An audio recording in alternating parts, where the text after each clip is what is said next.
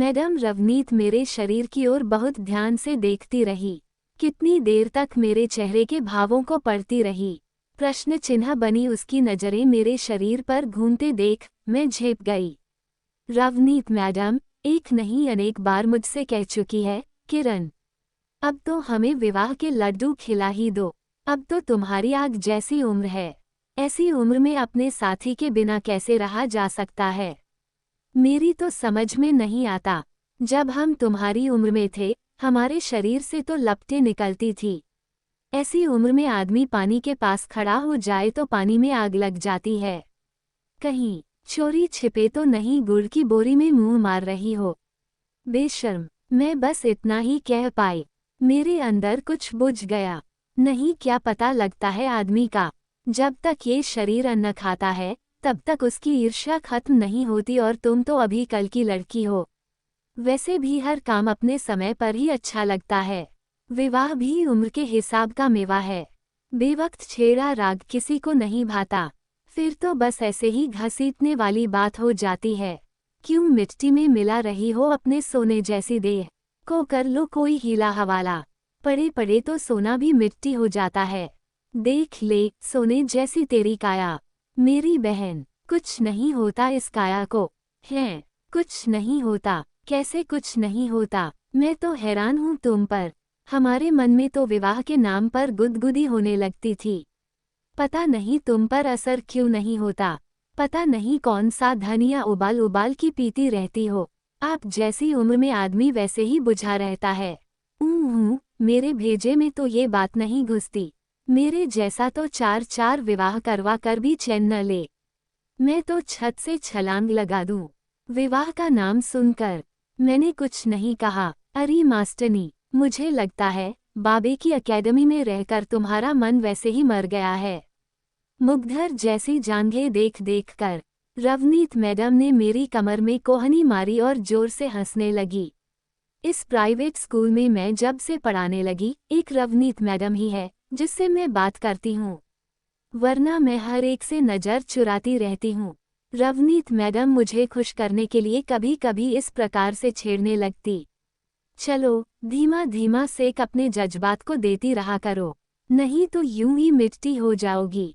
जब लपटें उठने लगेंगी तब अपने साथी की तलाश में आगे पीछे भी नहीं देखोगी। ये सब सुनकर मैं और भी उदास हो गई।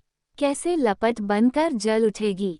बुझे हुए कोयले में सेक कहाँ से आएगा? कैसे बताऊं, इस जिस्म में कोई चिंगारी नहीं उठती। कैसे समझाऊं रवनीत मैडम जैसी औरतों को इस उम्र में किसका जी नहीं चाहता कि उसके पैरों में पड़े घुघरुओं की झनकार से किसी के अंदर हलचल पैदा हो।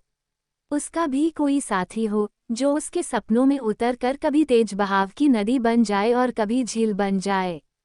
कभी झील भी बनी थी किसी के लिए। सपने लेती थी कि वह मुझ में डूबने और तैरने की बातें करे। अब तो ये झील जैसा जिस्म कोयले की बुझी राख जैसा बना दिया गया। इस बुझी राख का अब कोई क्या करे? 26 मई वो कोई आम दिन जैसा नहीं था। 12वीं क्लास का रिजल्ट आया था उस दिन। क्लास के 32 लड़के लड़कियों में से 12 सहपाठी आगे नहीं जा पाए थे। सारी क्लास में पहले नंबर पर आने के लिए मुझे बधाइयाँ मिल रही थी। इसी दिन रिश्तेदारी में ताया लगने वाला मास्टर शमशेर सिंह हमारे घर बधाई देने आया। एक प्रकार से वह मेरी कैद का परवाना ही लाया था। भगवान सिंह, तुम्हारी बेटी ने बड़ी उपलब्धि हासिल की है। अब इसे घर में मत बिठा देना, आगे पढ़ाओ इसे। अपने पैरों पर खड़े होकर तुम्हारा सहारा बनेगी। छोटे बहन भाइयों को कंधे से लगाएगी। फिर क्या सोचा है तुमने इसकी आगे की पढ़ाई के बारे में? मास्टर शमशेर सिंह को मालूम था, छठी फेल भगवान सिंह को आगे क्या करना है इस बारे में क्या मालूम। मास्टर साहब, परिवार की जिम्मेवारियां काफ़ी भारी हैं। मुश्किल से इसे 12 तक पढ़ा पाया हूँ। आगे पढ़ाने की हैसियत नहीं है मुझमें। आपसे कुछ छिपा नहीं। गांव में किसी से सीख लेगी सिलाई कढ़ाई का काम, गुजारे लायक हो जाएगी। सुनकर मेरे दिमाग को झटका सा लगा। मेरे साथ की कई लड़कियां शहर में कॉलेज में पढ़ने की तैयारी में थी। वैसे घर के बर्तनों में से भादों महीने ही गेहूं के खत्म हो जाने की जानकारी मुझे थी। इसी कारण आगे पढ़ने के बारे में अधिक उम्मीद नहीं लगाई थी। ना ना, ये गलती मत करना। जब बेटा बेटी पढ़ने वाला हो तब कमी पेशी नहीं देखी जाती। गृहस्थी की गाड़ी तो चलती ही रहेगी, ऐसे ही धिचकू धिचकू। मैं इसलिए तुम्हारे पास आया हूँ। इस बच्ची को किसी मुकाम पर पहुँचते देखना चाहते हैं। वो तो ठीक है, मगर भगवान सिंह, बीबी किरण को आगे पढ़ाना, और वह भी बाबा जी वाली एकेडमी में, ये जिम्मेवारी मेरी रही। ढेला नहीं लगेगा तुम्हारा। एक बात से निश्चित हो जाओ तुम, एकेडमी के बारे में तुम्हें मालूम ही है। कौम के बच्चे बच्चियों को पढ़ाई के साथ साथ धर्म में परिपक्व करना उनका मनोरथ है। दूर दूर से बच्चे बच्चियां वहां पढ़ते हैं। वहां दाखिला लेने के लिए दुनिया तरसती है। बाबा जी स्वयं सारा प्रबंध देखते हैं। छांट छांट कर विद्वान और माहिर टीचर रखते हैं। मास्टर जी, अपने सूबेदार दुल्ला सिंह के पोता पोती का दाखिला वहां हुआ था। बीच से ही उन्हें निकाल लिया। कहने लगा, वहां का खर्च बहुत ज्यादा है। भाई साहब, हम तो बच्चों की सरकारी स्कूलों की फीस भी नहीं दे पाते, प्राइवेट वालों की मार कैसे सहन करेंगे। भगवान सिंह, एकेडमी इन दुल्ले वालों के बच्चों के लिए नहीं बनी।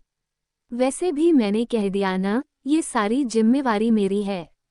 अपने पूरे पंजाब से 5 लड़कियों को वो मुफ्त पढ़ाते हैं, एकदम फ्री। वहाँ हॉस्टल में ही रहेगी। और सुनो, BA के बाद BEd भी वहीं होगा। वहीं एकेडमी के स्कूल में नौकरी मिल जाएगी साथ के साथ। ये तो धर्म को समर्पण होने वाली बात है। तुम्हारे सिर से भार उतर गया समझो। देख लो भाई साहब, वहीं रहना होगा। हमारा दिल कैसे लगेगा, अकेले बेटा बेटी बाहर कैसे रह सकता है। माँ को समझ नहीं आ रहा था क्या बात करें। अरे पागल न हो तो बहन, ये लड़की तुम्हारा दूध सफल करेगी। एकेडमी इस समय देश की चोटी की शैक्षिकी संस्थाओं में से एक है। फिर बाबा जी का उद्देश्य कौम को आगे ले जाने का है। आप सोचो, ये लड़के लड़कियां क्यों बिगड़ते जाते हैं। इन स्कूल कॉलेज में उन्हें नैतिक शिक्षा नहीं दी जाती, धर्म कर्म नहीं पढ़ाया जाता। धर्म से जुड़ा बच्चा कभी अस्थिर नहीं होता। अब बच्चों पर कोई धर्म का कुंडा है ही नहीं। ये छोटी जातियां धर्म छोड़कर गिरजे की ओर जा रही हैं। कुछ लड़के कानों में नथियां पहनकर जय मस्तों की करते घूमते हैं। अब तुम ही बताओ, जब युवा पीढ़ी को कोई धर्म से न जोड़ दे, वे बिगड़ेंगे ही। ये बात तो है। बाप के लिए धर्म कौम जैसी बड़ी बड़ी बातों के क्या अर्थ थे। जसमेल कौर बहन, एकेडमी में अनुशासन बहुत है। वहाँ चिड़िया भी नहीं फटकती। बाबा की मर्जी के बिना परिंदा भी पर नहीं मार सकता। वहाँ तो भाई माँ बाप से भी 3 महीनों में एक बार मिलने की इजाज़त मिलती है। वैसे भी तुम यहाँ दिल लगने की बात कर रहे हो। कुछ पाने के लिए कुछ खोना भी पड़ता है। हाँ, ये बात तो ठीक है भाई। अच्छे घरों वाले अपने बच्चे को पढ़ने के लिए कनाडा अमेरिका भेज रहे हैं। बेगाने मुल्कों में, समुद्र पार, हजारों मील दूर, न अपनी धरती, न बोली, न अपने लोग। देखो ये तो है अपने यहाँ, 4 हाथ ही दूर है। 3-4 महीने के बाद दोनों जाकर मिल लिया करना। और क्या चाहिए, पुत्र पुत्री अपने पैरों पर खड़े हो जाएं, और क्या चाहिए।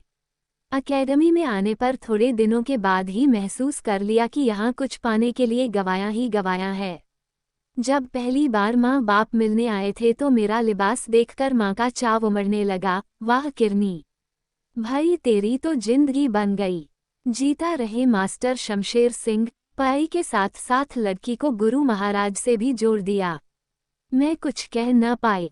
जी चाह रहा था कहूँ, अंधे कुएं में पड़े तुम्हारी यह एकेडमी वाली पढ़ाई मुझसे नहीं रहा जाता इन दायरों में। मेरा यहाँ जी नहीं लगता। परंतु कैसे कहती। मेरे साथ बैठी सेवादार स्त्री की बाज नजर और तीखे कान मेरी ही ओर थे। कुछ भी बोलने की अनुमति नहीं थी। इस प्रकार का पहरा केवल मुझ अकेले पर नहीं बल्कि मेरे समान मुफ्त विद्या प्राप्त करने वाली सारी ही लड़कियों पर था। हम सभी की नियति यही थी। मैं तो माँ को एक ओर ले जाकर यह भी नहीं बता सकती थी कि इस उम्र में होने वाला मासिक धर्म बंद होने लगा है। कैसे बताती कि शरीर में इतना बड़ा परिवर्तन अचानक कैसे घट गया, बिना किसी बीमारी के, और वो भी एक साथ 5 ही लड़कियों में। 15 मिनट की मुलाकात में माँ के साथ मुश्किल में हूँ, हाँ ही कर पाई थी।